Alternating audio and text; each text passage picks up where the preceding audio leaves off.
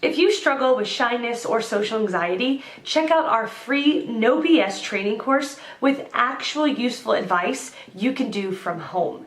None of that just get out there nonsense. The link is in the description below. For now, let's get to today's question. The question, how do I deal with anxiety without letting people around you know about it? Answer by Richard Tierney. I treat my clients for a wide variety of anxiety issues and would like to share with you some simple techniques you can implement into your life right away to manage your anxiety. Do you ever suck your thumb as a child? The reason one sucks one thumb is it relieves everyday anxiety. When you go to bed, suck your thumb.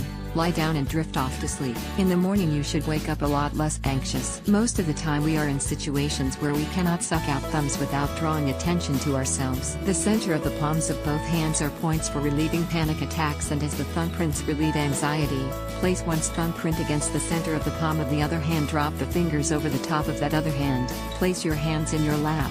This pose looks quite normal and highly unlikely you would draw attention to yourself. Breathe in on your in-breath through your nose, healing peace of mind. On the out-breath through your mouth, releasing my anxiety. Do this as often as possible. Do this for 3-minute intervals. After each 3 minutes, review your anxiety. Point 2. Directly under the center of each eye on top of the cheekbone.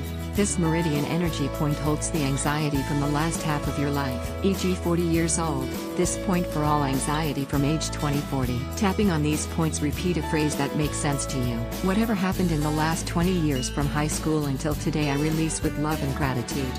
Whatever coping skills I learned and used may have served me in the past but no longer do now, I release with love and gratitude. This anxiety and these coping skills I release to God with love and gratitude. Point 2. These points hold the anxiety for the first half of your life. Remember, rate the level of your anxiety. Create a phrase/s similar to above, targeting the first half of your life. If it is safe to remember actual events without them overpowering you emotionally, then do so.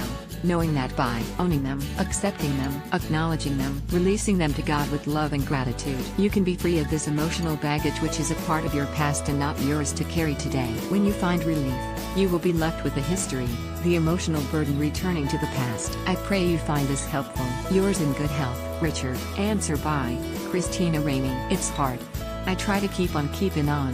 If I cannot excuse myself and step away, I try to focus on what I am doing, trying to force myself to think about something other than my worries and the physical manifestations of anxiety.